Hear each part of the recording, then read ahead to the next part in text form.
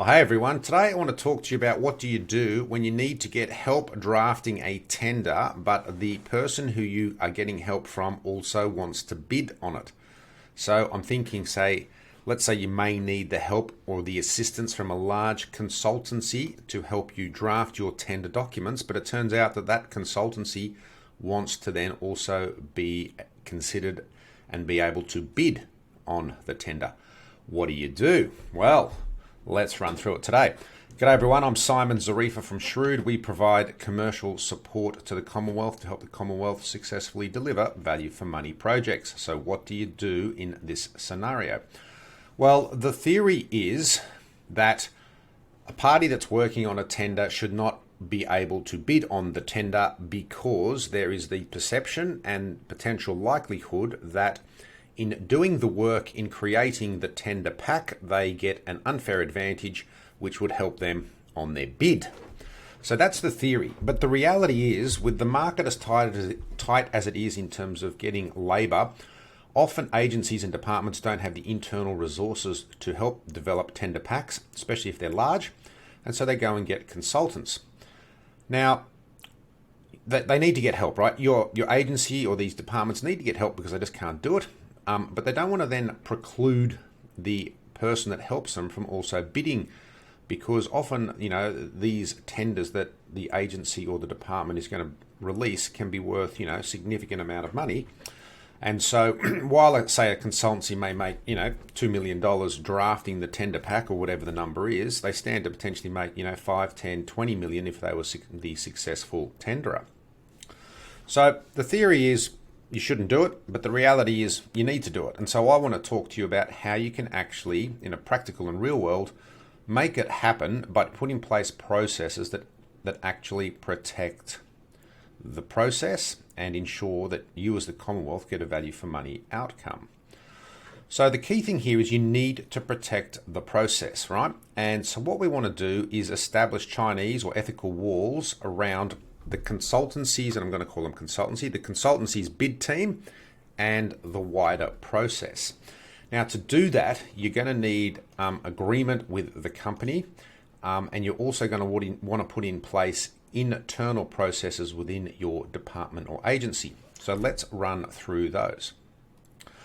So the first thing you need to do with the consultancy or the person or the entity that is providing the people to work on creating the tender pack is you need their company to agree that the people who are helping on developing the tender pack cannot be involved in the tender response or in developing a bid for the tender. So the concept there is if you've got a team of people over here that help develop the tender for the agency, those people cannot be involved in the supplier or the consultancy's team in responding to the bid. So that way, you're effectively separating the consultancy's people. So you've got a team of people over here helping to develop the tender, and those people cannot be then involved in the consultancy lodging a bid to try and win that tender. So you need to get the agreement with the company before you start that they are willing to do that. Now, assuming they are, then we can proceed. If they're not willing to do that, then you should just stop and go no further, because then there is a real risk that the people who work on developing the tender will transfer that information to the bid team because they're part of the bid team, and that will potentially give that consultancy or supplier an unfair advantage.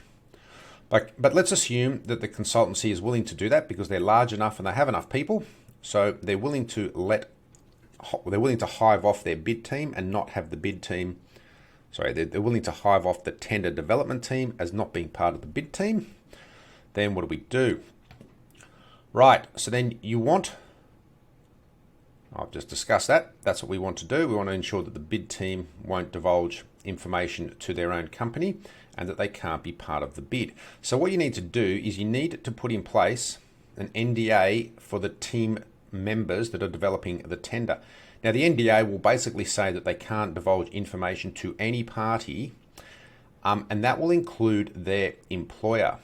Now, this is where it gets a little bit tricky, and you'll maybe need some legal assistance, is because you want to have the NDA with the individuals and not with their company, because you're asking the individuals not to divulge information to their company. And it's worth putting in that NDA that this is done in agreement with the company. And in fact, you could have a tripartite NDA between the department or the agency, the supplier company, and the relevant person working on the bid team, so that all parties are aware that the person, the actual individual working on the bid team, is contractually agreeing through the NDA not to divulge information to any party, and that includes not even divulging that information to their employer. Okay. Now, the next thing is, what can the department and agency do, and what processes can it put in place once it's signed up those, once it's got the agreement from the supplier company that they won't use the same people on their tender response as those developing the tender, and you've got them to sign an NDA. So the thing that the agency really wants to do is they want to restrict access to information, right? So even though you've got the bid team, even though you've got the people working on the tender creation, even though they've signed an NDA and they agree not to disclose anything they learn about creating the tender to any party, including their employer, you still want to be careful and restrict access. So what you can do is you need to formally and informally restrict access. So formally, what you want to do in the agency is lock down information so that the tender development team can't get information about, say, what the end tender is going to be.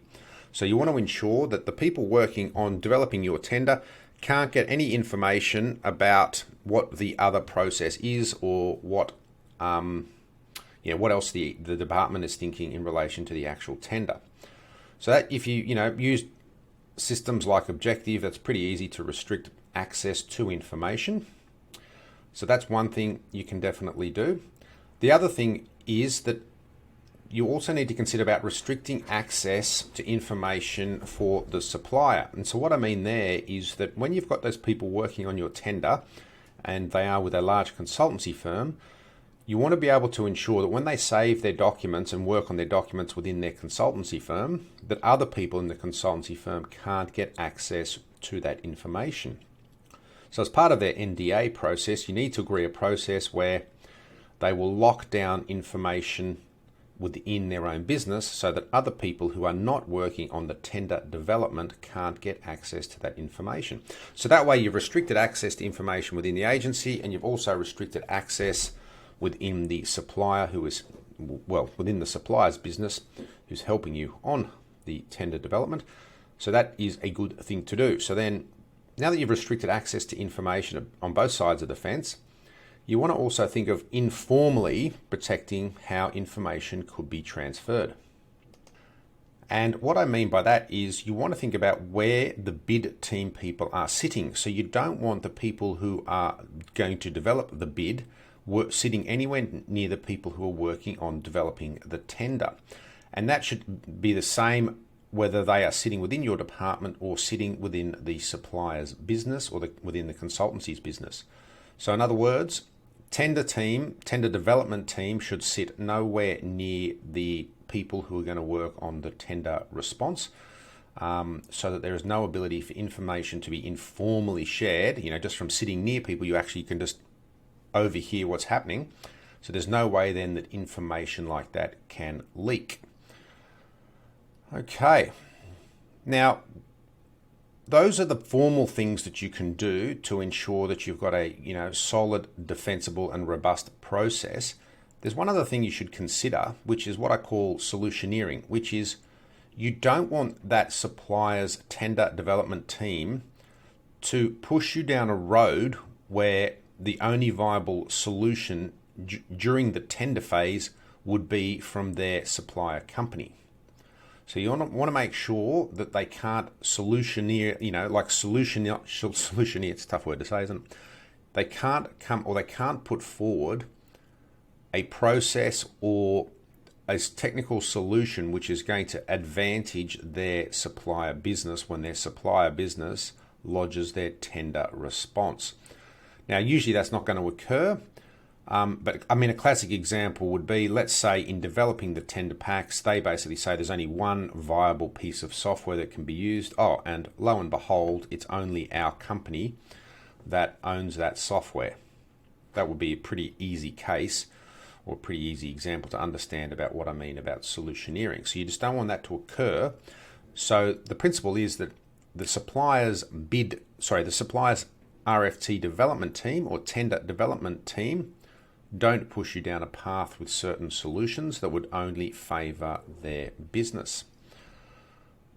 Okay, the other thing you need to do is document and record the process you've been through to keep the process as clean and as probity compliant as possible. So document what you've done, and then also document the people from the supplier's team who have worked on the RFT, so that there's a record of who they are and the fact that the process has indicated that they can't be part of the supplier's tender response team. There we go. I hope you found that helpful. If you have any questions, feel free to get in touch. simon@shrewd.com.au or 1-800-SHREWD or 1-800-747-393. Just before I go, I will say you can make this occur. Actually, you can put a process where the reality is different from the theory. You just got to be mindful how you do it. Hope that helps. Cheers.